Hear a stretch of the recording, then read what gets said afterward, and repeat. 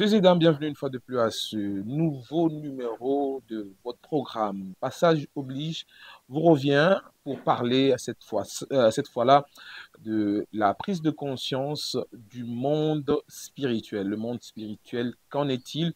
Nous allons essayer d'en apprendre un peu plus dans cette émission, ce jour.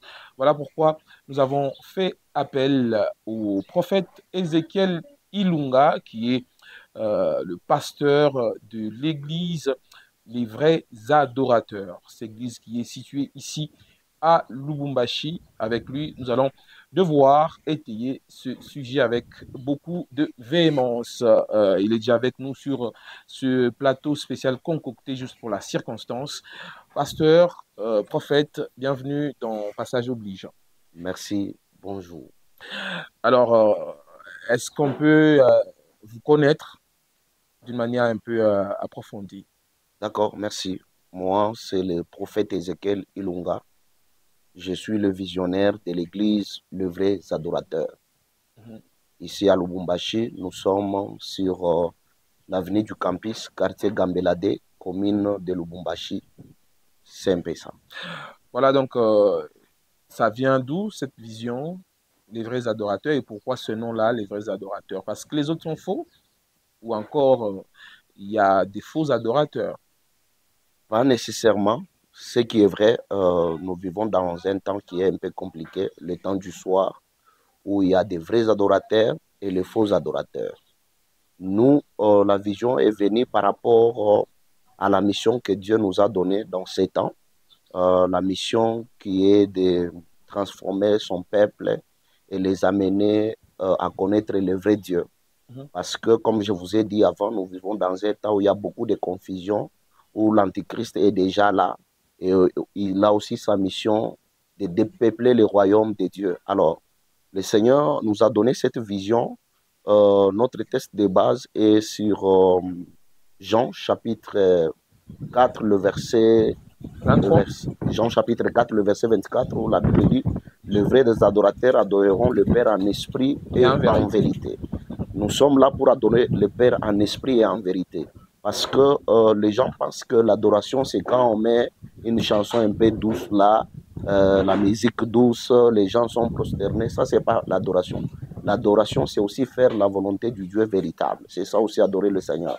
Maintenant, comment on va adorer le Seigneur? Peut-être on va développer. C'est ça la vision que C'est Dieu la nous a donnée. vision que Dieu vous a Oui, oui, donnée. la vision, c'est que les gens connaissent Connaissent Dieu. Dieu. Et connaissent, et vous trouvez que connaître Dieu, mieux connaître Dieu, c'est par l'adoration. C'est pas par l'adoration, parce que l'adoration, c'est ce que je vous ai dit, c'est pas ce qu'on voit souvent. Mhm. Ça fait partie de l'adoration dans un moment à l'église ou dans un moment du culte où on dit c'est le temps d'adoration. Mhm. Ça, c'est pas seulement ça l'adoration. Mhm. Ça fait partie de l'adoration, Mhm. mais l'adoration, C'est un tout, c'est beaucoup de c'est choses. beaucoup de choses. C'est Ouais. d'abord servir Dieu dans la vérité, c'est adorer Dieu. Mhm. Quand vous craignez l'Éternel, vous l'adorez. Quand vous respectez ce programme, quand vous servez l'Éternel, vous l'adorez. Quand il dit, Dieu dit à Moïse, va voir Pharaon, dit à Pharaon, laisse mon peuple enfin qui me serve. L'adoration, ça veut dire aussi servir l'Éternel.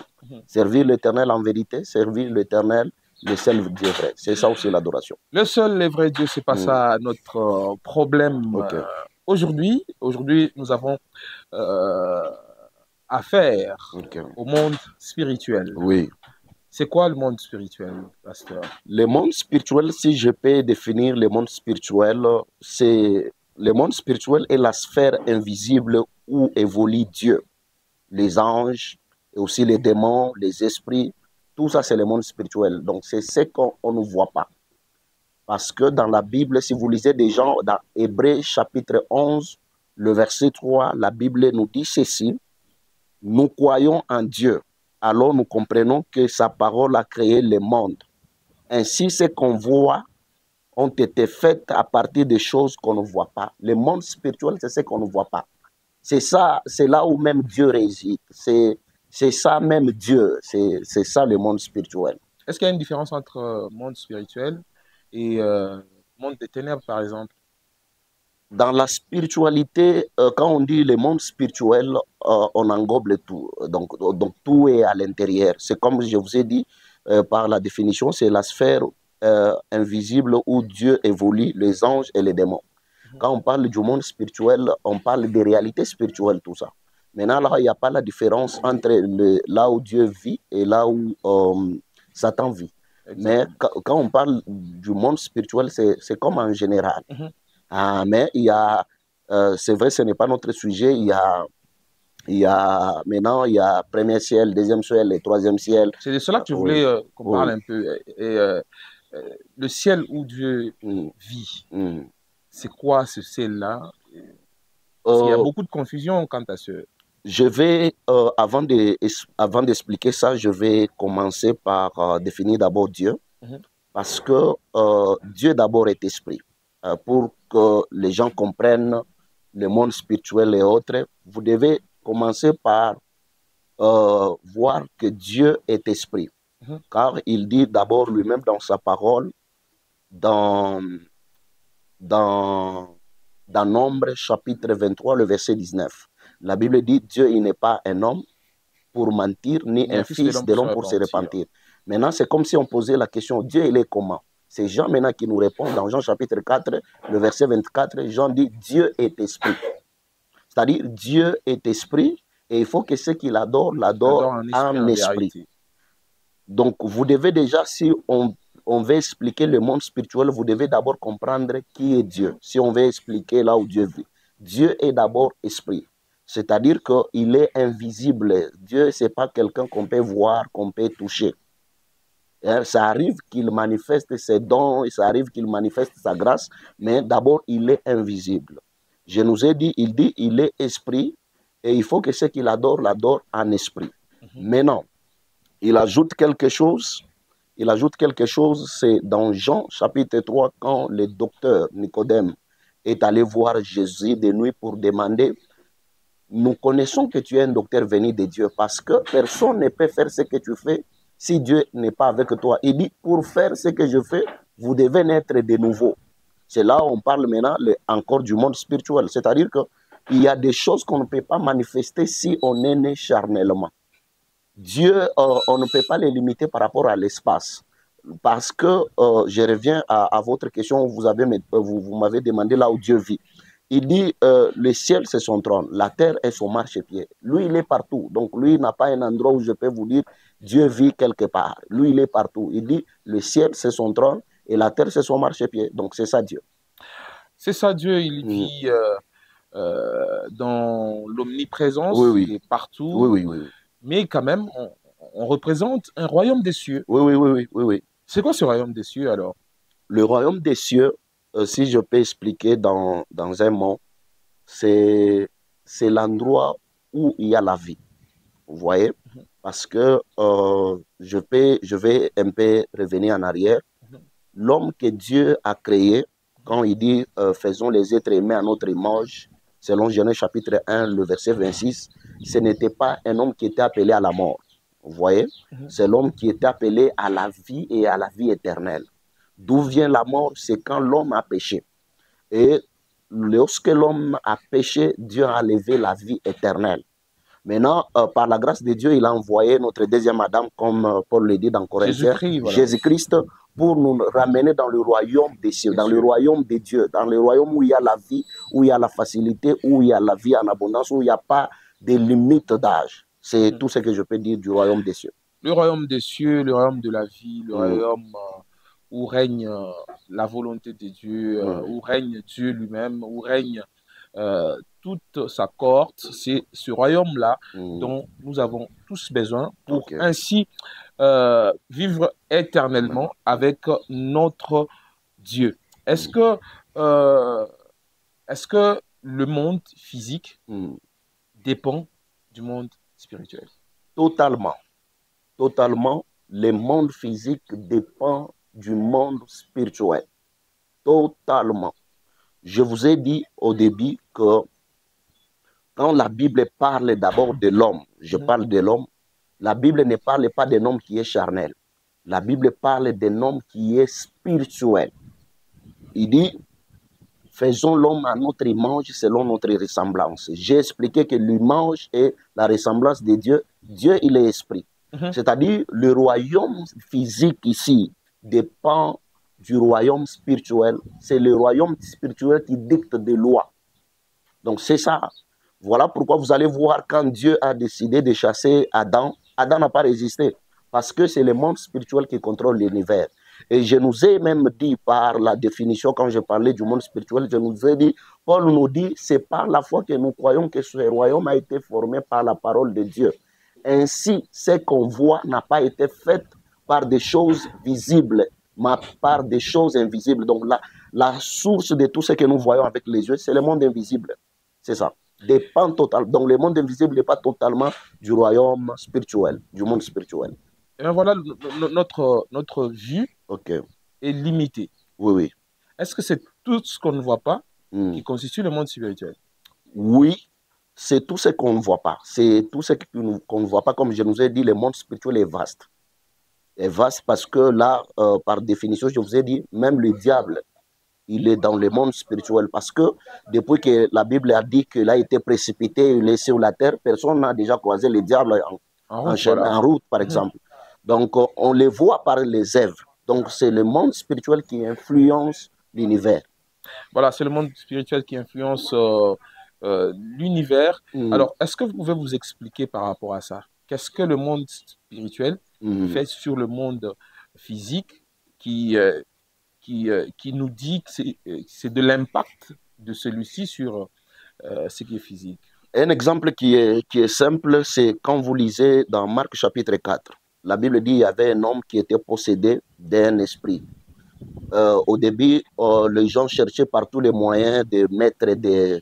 La Bible dit on mettait des fers et des chaînes, mais il rompait ça. Imaginez-vous un homme avec la force physique commencer à rompre ou à briser des chaînes. La Bible dit on mettait des fers et l'homme brisait ça. Il était dans des cimetières, il criait. Et la Bible ajoute, personne ne pouvait aider cet homme, car longtemps on mettait des chaînes, mais il rompait ça. Comment expliquer un homme avec la force physique peut briser des chaînes? C'est quand il y a un problème. Et là, les gens ont commencé à lier cet homme, à chercher par tous les moyens pour lier cet homme. Ils ne pouvaient pas réussir parce que ce qui oppressait cet homme n'était pas physique. Sa folie, ce n'était pas lié au physique. Parce qu'il y a d'autres folies, les gens nous disent non, di malaria, di mubamba, tout, arifonia malaria, di pandasan. Mais nous, à l'église, nous, avec la connaissance de Dieu, ce n'est pas tout qu'on interprète de la même manière. Lorsque Jésus est venu, là où la Bible dit personne ne pouvait lier cet homme, lorsque Jésus est venu, cet homme a couru vers Jésus. Et Jésus a commencé à chasser ses esprits. Et quand Jésus a chassé les esprits, la Bible dit l'homme est devenu normal. C'est-à-dire qu'il y avait des forces invisibles qui tourmentaient la vie de cet homme. Voilà pourquoi les humains ne pouvaient pas voir ça. Et quand les humains ont essayé des méthodes charnelles pour lier cet homme, ils n'ont pas pu réussir. Ils n'ont pas réussi parce que cet homme dépendait des forces invisibles. C'est ça l'exemple que je peux donner du monde invisible qui a l'influence sur le monde physique. Voilà, le monde invisible a de l'influence sur le monde physique. Oui, oui. Voilà. Et donc, pourquoi on doit prendre conscience de ce monde-là? Pourquoi on doit vraiment prendre conscience de ce monde-là? Nous prenons conscience parce que c'est Paul lui-même qui nous dit dans Éphésiens chapitre 12, dans Éphésiens chapitre 6, le verset 12. Paul est en train de nous dire quelque chose. Il nous dit ceci. Il nous dit, car nous n'avons pas à lutter contre la chair et le sang, mais contre les dominations, contre les autorités et contre les princes de ce monde des ténèbres, contre les esprits. Pourquoi nous devons prendre conscience? Parce que Paul est en train de nous avertir que notre lutte, notre combat, ce n'est pas contre le monde physique, c'est contre les principautés, les dominations. Voilà pourquoi nous parlons de prendre conscience, parce que nous constatons que la vie des enfants de Dieu n'avance pas. Il y a des gens qui se plaignent par rapport à ce qui leur arrive, par rapport à la vie, par rapport à la stabilité, par rapport aux maladies invisibles. Je vous ai montré l'exemple de cet homme qui était dans des cimetières. Je peux vous en citer beaucoup d'exemples. Par exemple, de cette femme qui souffrait 12 ans, elle a gaspillé tout ce qu'elle avait comme argent pour se soigner. La Bible dit qu'elle ne trouvait aucun soulagement. Mais lorsque Jésus est venu, elle a touché, comment vous pouvez expliquer ça? C'est ce que je vous dis, la conscience du monde spirituel. C'est-à-dire, il y a des maladies que vous avez là. Ce n'est pas amené à l'hôpital. C'est lié aux démons, c'est lié aux principautés, aux autorités. Alors, soyez conscients que ce n'est pas tout qu'il faut régler avec l'intelligence. Ce n'est pas tout qu'il faut régler avec l'argent. Il y a d'autres choses qui demandent la force de Dieu. Voilà pourquoi je vous demande d'être conscient du monde spirituel. Comme vous avez le temps de consulter les médecins, vous avez le temps d'aller à l'école, il faut aussi consulter les hommes de Dieu pour chercher la volonté de Dieu et aussi demander à Dieu sa volonté par rapport à tout ce qui vous arrive, des blocages, la vie qui n'avance pas. Tout ça, ça fait partie du monde spirituel et de la spiritualité. Et là, vous parlez des chrétiens. Oui, oui. Un chrétien qui peut subir les influences du monde des ténèbres négatifs. Okay. Est-ce que ce n'est pas un contraste? Non, ce n'est pas ça. Paul lui dit, nous devons être souples car on n'ignore pas les desseins de l'ennemi. C'est-à-dire, il nous exhorte de s'élever et de prier.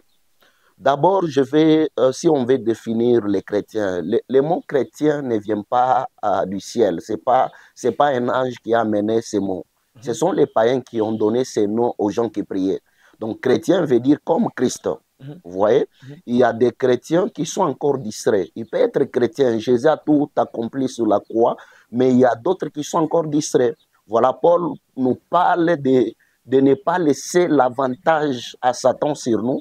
Et on doit être souple. Si lui nous demande de ne pas laisser l'avantage à Satan sur nous, c'est-à-dire on peut être chrétien, mais on est oppressé. C'est vrai, quand on reçoit Christ comme Seigneur et Sauveur, normalement, on ne peut pas être possédé de démons. On peut être oppressé par la maladie, les combats, les barrières, tout ça. Mais si vous n'êtes pas, vous ne veillez pas sur votre vie spirituelle, vous verrez que même en tant que chrétien, Satan peut venir vous tourmenter. Et comment veiller sur sa vie spirituelle?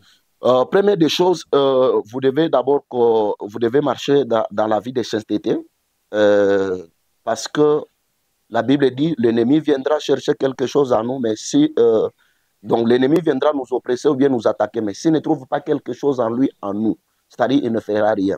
Commencez par la crainte de l'Éternel et la deuxième des choses, une vie de prière. Parce que quand Paul nous exhorte dans Éphésiens chapitre 6, il dit de prendre des armes spirituelles. À la fin, il termine avec le verset 18, il dit « Faites en tout le temps et partout toutes sortes de prières. » Vous voyez, prenez le temps de prier et aussi le temps de méditer la parole de Dieu. C'est alors que vous pouvez veiller parce que l'ennemi peut nous attaquer au niveau du pensée. Vous voyez, l'ennemi peut attaquer nos pensées et si vous avez le temps de méditer la parole de Dieu, vous verrez que à chaque fois, les pensées négatives viendra, la parole de Dieu va commencer à refouler ça. C'est un peu ça. Voilà, donc, vous voulez dire que le domaine spirituel est constitué d'abord des pensées. Les pensées dans le monde spirituel sacré. Et même quand Dieu disait, faisons les êtres humains à notre image, il se disait en lui-même. Vous voyez, le Dieu le Père, le Dieu le Fils, le Dieu le Saint-Esprit, c'est une personne. C'est-à-dire, il se disait à lui-même. Dans le monde spirituel, le pensée crée. Voilà pourquoi quand Jésus arrive, Jésus dit ceci.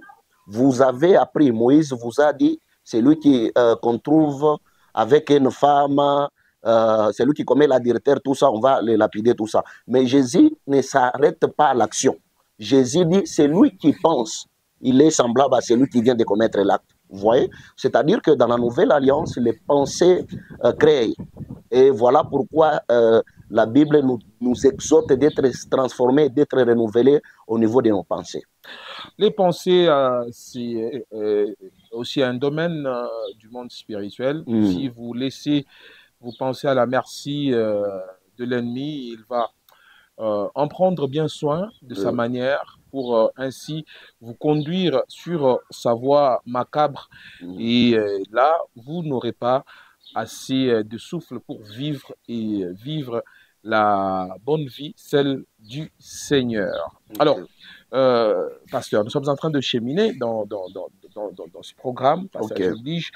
Alors, euh, qu'est-ce qu'il y a de concret Hmm. à dire au peuple de Dieu par Hmm. rapport au monde spirituel? Ce qui est de concret à dire par rapport aux chrétiens, c'est que veillez et priez, car notre adversaire, le diable, lui travaille. Lui n'est pas en repos, lui ne se fatigue pas. J'aimerais vous dire ceci, au-delà de nos forces, au-delà de nos pensées, au-delà de tout ce que nous faisons, il y a des forces, il y a des puissances qui cherchent à nuire et à détruire votre vie. Regardez ce qui se passe avec la vie de Pierre. Pierre, c'était quelqu'un qui aimait Jésus sincèrement. Jésus dit, vous tous, vous serez scandalisés et vous allez me quitter. Pierre dit, Seigneur, tout le monde peut partir, mais moi je vais rester. Il ne savait pas ce qui s'est passé. Jusqu'à ce que Jésus lui dit, je vois les diables te réclamer. Il dit, je vois les diables te réclamer. Et Pierre ne savait pas parce que lui voyait que ce qui était devant ses yeux. Vous voyez? Et lorsque le moment était venu, Pierre a renié Jésus. Vous voyez? C'est-à-dire, soyez conscients, ce n'est pas parce que vous êtes en forme que le monde spirituel n'est pas là. J'aimerais dire quelque chose. Ce n'est pas parce que tu es ignorant que tu es épargné. Parce que certaines personnes nous disent, moi je ne vais pas, je n'aime pas l'église. De toutes les façons, je ne fréquente pas des églises et puis je ne suis pas sorcier. Ce n'est pas parce que tu n'es pas sorcier, ce n'est pas parce que tu ne fréquentes pas l'église que tu es épargné. C'est-à-dire, tu es déjà possédé quelque part. Dans ce monde, vous ne pouvez pas être au milieu. Soit vous êtes de Dieu, soit vous êtes de l'ennemi. C'est-à-dire que vous devez veiller sur votre vie et vous devez chercher le Seigneur sincèrement parce que l'ennemi travaille. L'ennemi travaille. Écoutez ce qui se passe avec le serviteur de l'homme de Dieu. La Bible dit il se réveille de bon matin. Et quand il se réveille, il trouve l'armée syrienne. Il trouve des montagnes pleines de chars et de chevaux. Vous voyez, c'est ce qui peut aussi vous arriver. Vous vous réveillez un bon matin où vous n'avez pas de pensée, vous n'avez pas prévu que quelque chose de mal allait arriver. Et vous vous réveillez comme ça, des complications commencent. Vous vous réveillez comme ça, votre père mère. Vous vous réveillez comme ça, votre mère mère. Vous vous réveillez comme ça, vous perdez les enfants. Vous vous réveillez comme ça, vous perdez l'emploi. C'est parce qu'il y a des influences, il y a le monde spirituel qui travaille. La Bible dit, les serviteurs de l'homme de Dieu se lèvent le bon matin et quand ils se lèvent, ils trouvent la montagne pleine de chars et de chevaux. Et il dit à son maître, maître, que ferons-nous? Nous allons mourir. Jusqu'à ce que son maître lui a dit, reste calme, que Dieu t'ouvre les yeux. Si le maître n'avait pas Dieu, s'il n'y avait pas l'armée de Dieu qui veillait sur Élysée, il allait mourir certainement. Je vais juste vous demander, il y a des combats, il y a des réalités que nous ignorons, mais qui travaillent contre nous. Il y a le monde de la sorcellerie qui s'oppose à nous, qui s'oppose à nos choix, qui s'oppose à nos décisions, qui s'oppose à tout. Vous devez veiller et vous devez chercher la face de Dieu pour rester en sécurité et pour être épargné des attaques du monde invisible et du monde de la sorcellerie. Chercher la face de Dieu pour rester en sécurité et rester et épargné du monde des ténèbres, pasteur. Il y a une frange qui croit que la sorcellerie n'existe pas. Vous êtes d'accord? La sorcellerie, ça existe. C'est ce que je vous ai dit, l'ignorance. Ce n'est pas parce que quelqu'un est ignorant qu'il est épargné. La sorcellerie existe. Vous dites que la sorcellerie existe. Et elle existe. Comment en avoir la certitude? D'abord, la Bible est en train de nous rassurer. La Bible nous dit on ne peut pas laisser la magicienne en vie. C'est la Bible. Et la Bible nous parle des cas compliqués de maladies, comme je vous ai cité, cet homme qui était possédé d'un légion. Et la Bible donne beaucoup d'exemples comme ça.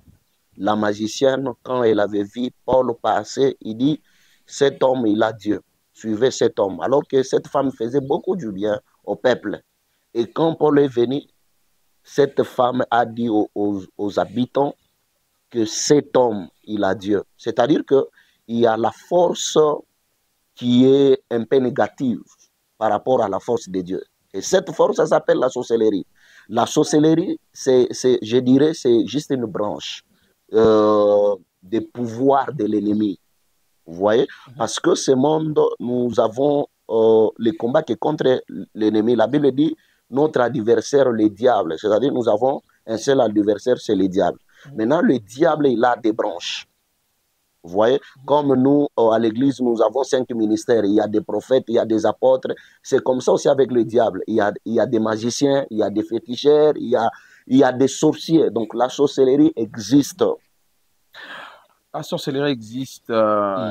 Il a aussi des actions Oui, qu'elle oui. mène. Et Et là, des actions. et comment dans le monde spirituel vous parvenez à, à la combattre? Nous la combattons par les dons que Dieu nous a donnés. Il nous a donné les 9 dons pour combattre tout ça. Et d'abord, c'est pour l'édification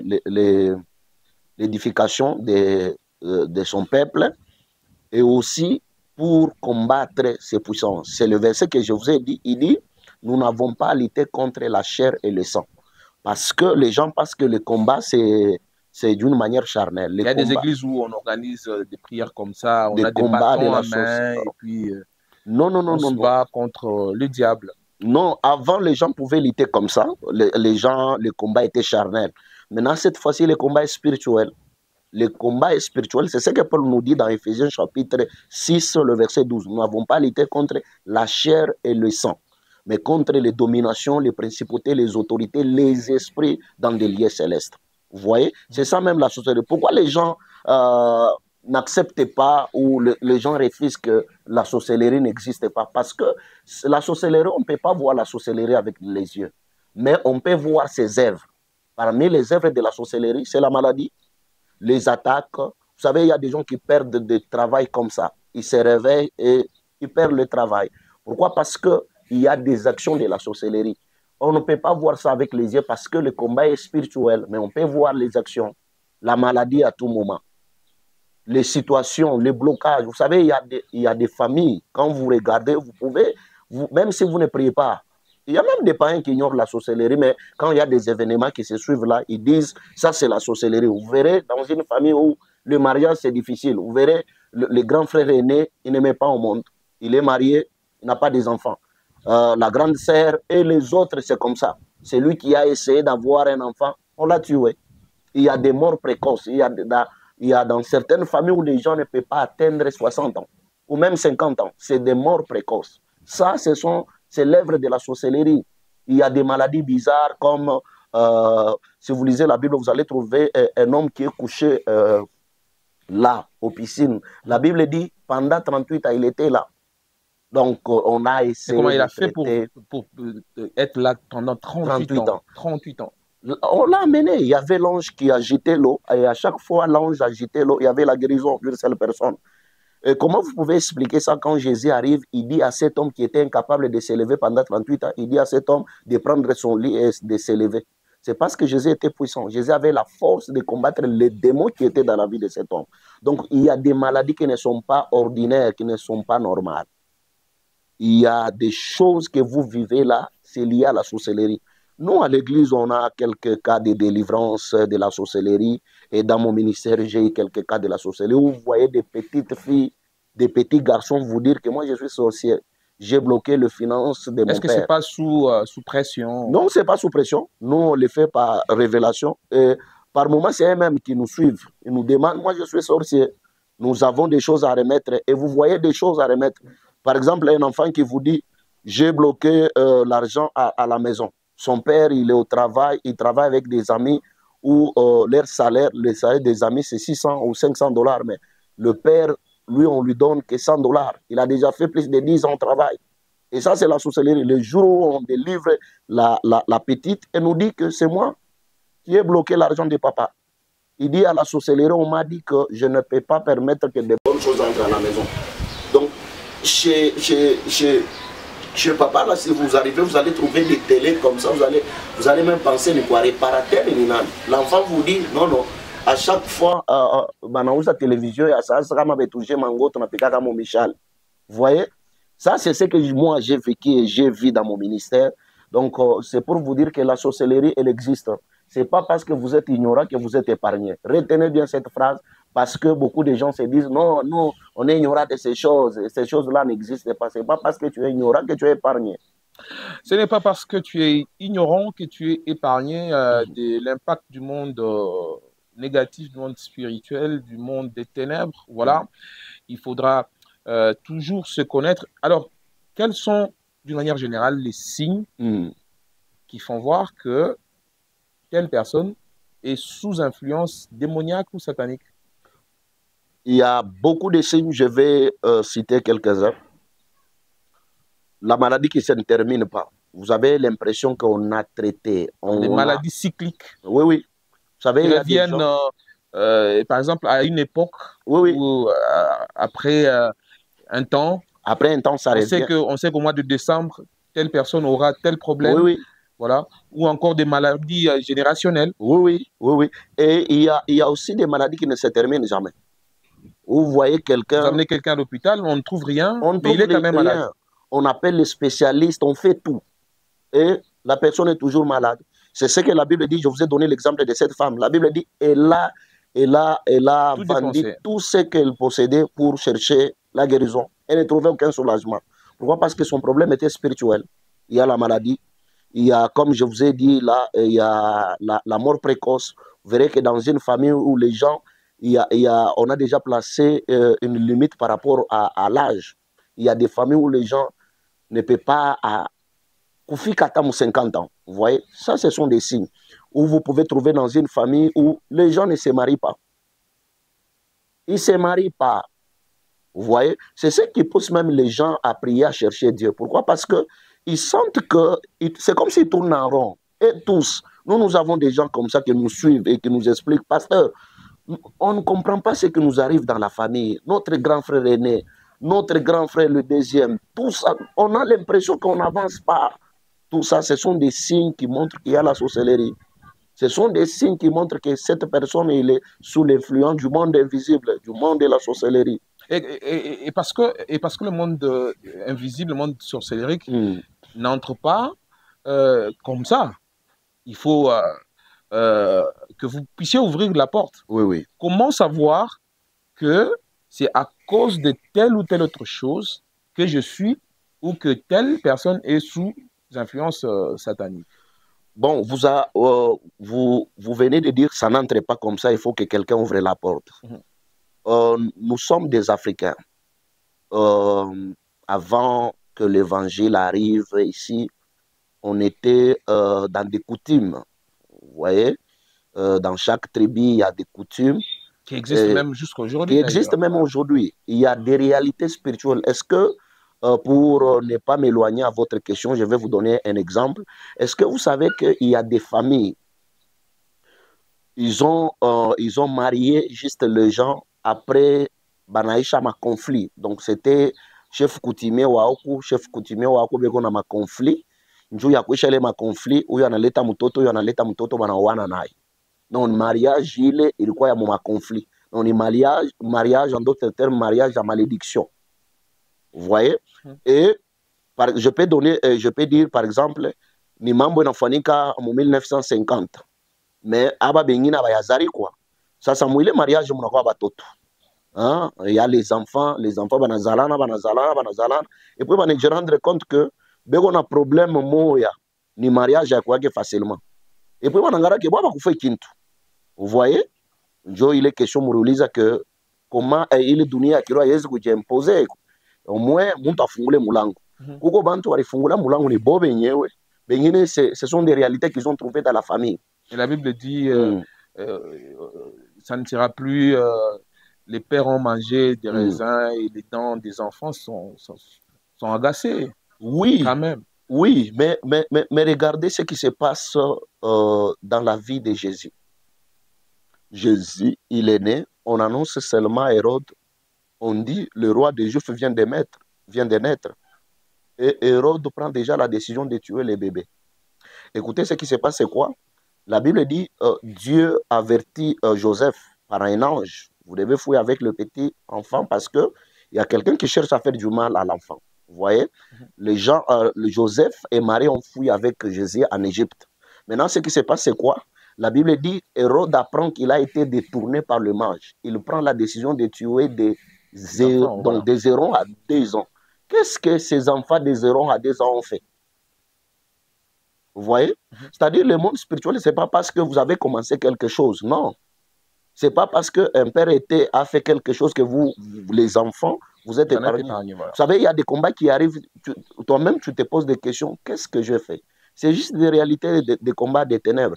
Si vous lisez la Bible, vous allez trouver quand Jésus demande aux disciples de prier, vous voyez Satan s'élever, tout, et il parlait à Pierre que Satan te réclame. Qu'est-ce que Pierre avait fait? On ne nous précise pas. Est-ce que Pierre avait volé quelque chose? Non.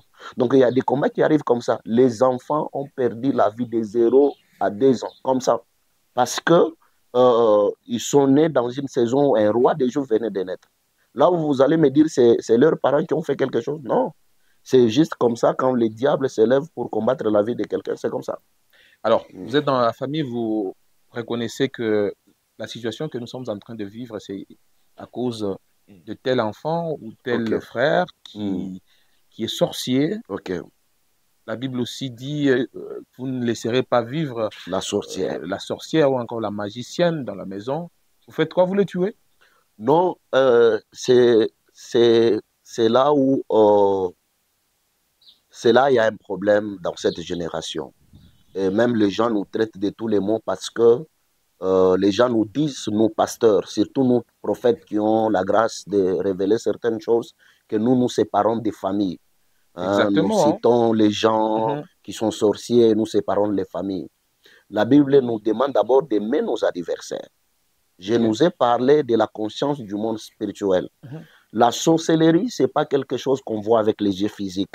On peut voir les œuvres de la sorcellerie, mais on ne voit pas la sorcellerie elle-même.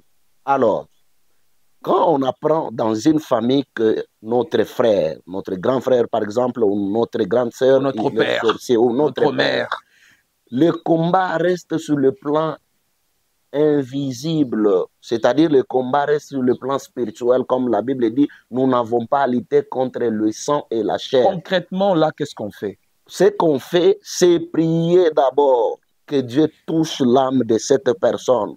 Mais on dit aussi que, par exemple, la sorcellerie, ici, la raté. Aïcha. Ici, là. Antoine, encore, Sabino, que la sorcellerie, Kindoke, ici, là. Le problème, c'est quoi? Vous avez cherché la délivrance. La sorcellerie se termine. Il y a des magiciens qui ont la délivrance.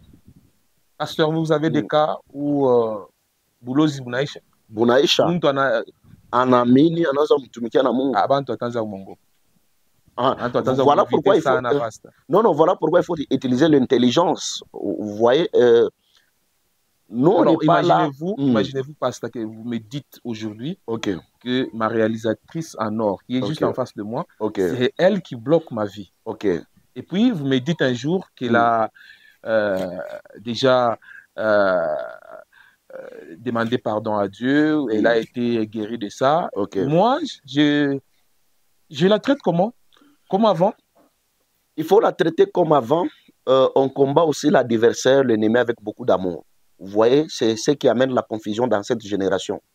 En réalité, quand on vous parle de la sorcellerie, on vous cite de quelqu'un qui est sorcier, ce n'est pas que vous allez, vous partez l'attaquer physiquement parce que le combat n'est pas charnel, le combat est spirituel.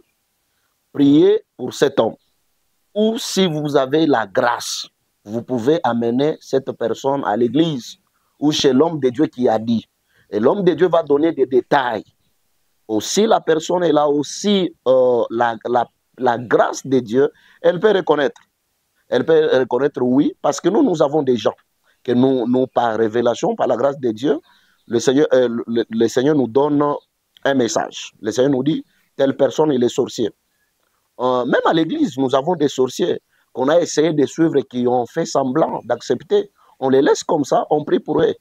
Et ce qui a détruit la vie et beaucoup de familles, c'est parce qu'on n'a pas si géré les cas de la sorcellerie. Ce n'est pas parce que quelqu'un est sorcier qu'il faut les publier partout, les publier sur Internet. On peut dire qu'un sorcier, c'est comme un malade. C'est comme la maladie, parce que ce sont des forces. C'est comme quelqu'un qui est possédé.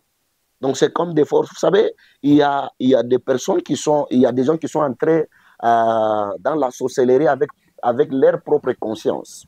Il y a des gens aussi qui ont été initiés à la sorcellerie dans l'ignorance.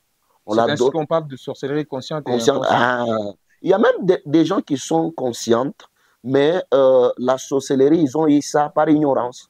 Peut-être, balibapatia kintu kya kula kumasomo. Vous voyez, muakili yake shoki ni kabuloji kinakuwa na buloji na vile bunejidevelope bunaonekanika. Vous voyez, et anakuwa na conscience que kuna buloji, mais ana yeye arinda kuchokoza. Et comme le monde spirituel a l'influence sur notre corps, il est buloji bonanza m'imposer rythme. Parce que la Bible dit en réalité dans l'homme, c'est l'esprit. C'est l'esprit qui contrôle tout dans la vie de l'homme. Voilà pourquoi la sorcellerie inashindiana muntu unona quelqu'un anazala mtoto, imaginez-vous mtoto iko na mateso sana. Muntu anamubeba 9 mois, anamuzala mu mangaiko, anamuzala mu maprobleme, anamuloka. Parce que aina ye, kama unamuuliza mawazo ya ule muntu, asipende kuloka. Ni ile esprit ile, ça veut dire qu'on a nguvu. Parce que je vous ai dit que la Bible dit en réalité dans l'homme, c'est l'esprit. C'est l'esprit qui est le souffle. Ça veut dire l'esprit qu'on a nguvu, il influence mwili. Et muntu anaanza kumuloka. Nous sommes vraiment à la fin de cette émission, pasteur. Qu'est-ce que vous avez à dire d'une manière globale, un résumé? Si quelqu'un qui vient de nous prendre diffusion en cours n'a pas su retenir quelque chose, qu'est-ce qu'il peut, à son niveau, retenir de cette émission de ce jour? En tout cas, ce que je peux demander et recommander aux enfants de Dieu, c'est veiller, comme Pierre nous dit, de veiller et de prier, car notre adversaire, le diable, il rôde autour de nous. Et soyez conscients du monde spirituel. Le monde spirituel, ce n'est pas quelque chose de pasteur. Parce que les gens nous disent, c'est pour vous, enfants de Dieu. Vous voyez, vous vivez des réalités compliquées, des blocages que vous n'avez pas, des explications, des routines que vous ne pouvez pas expliquer, des choses qui vous arrivent. Vous-même, vous vous posez la question, qu'est-ce qui m'arrive? Qu'est-ce que j'ai fait pour mériter ça? C'est parce qu'il y a la puissance de l'ennemi qui travaille contre vous. Et si vous n'êtes pas conscient qu'il y a des réalités spirituelles qui entourent votre vie, vous allez terminer la vie sur cette terre avec des plaies et des plaies. Le combat que tu n'as pas vaincu, c'est l'héritage que tu transmets à tes enfants. Tu verras que tu t'es marié avec beaucoup de difficultés. C'est ce qui va commencer à arriver à tes enfants. Et puis, vous ne vous posez pas la question de savoir pourquoi les autres sont stables, mais moi je ne suis pas stable. C'est parce que les autres ont des forces. Dieu est en train de dire quelque chose dans la Bible, dans Deutéronome chapitre 8, le verset 17. Il dit, ne dites pas à votre cœur, dans votre cœur, que ma force et la puissance de ma main m'ont acquis ces richesses. Souviens-toi de l'Éternel ton Dieu, car c'est lui qui te donne la force d'acquérir.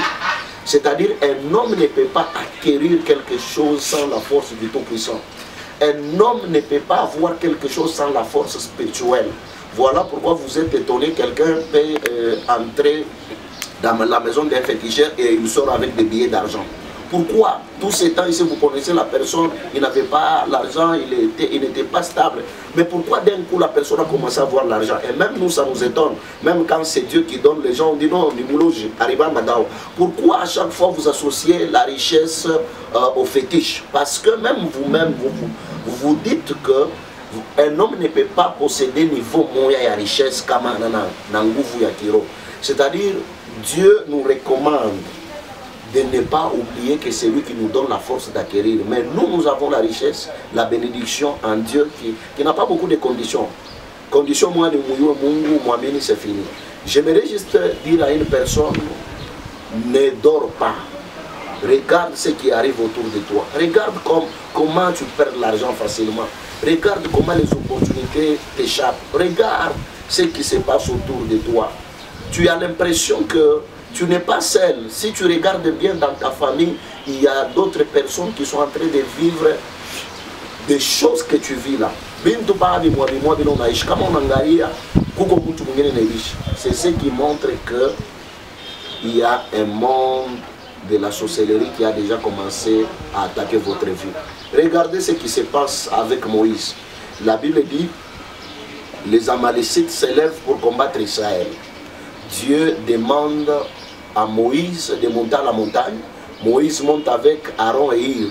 Et Moïse envoie Josué à aller combattre. La Bible dit, quand Moïse élevait ses mains, Israël était plus fort. Et Israël avait la victoire. Et quand Moïse arrivait à se fatiguer, et Israël était faible.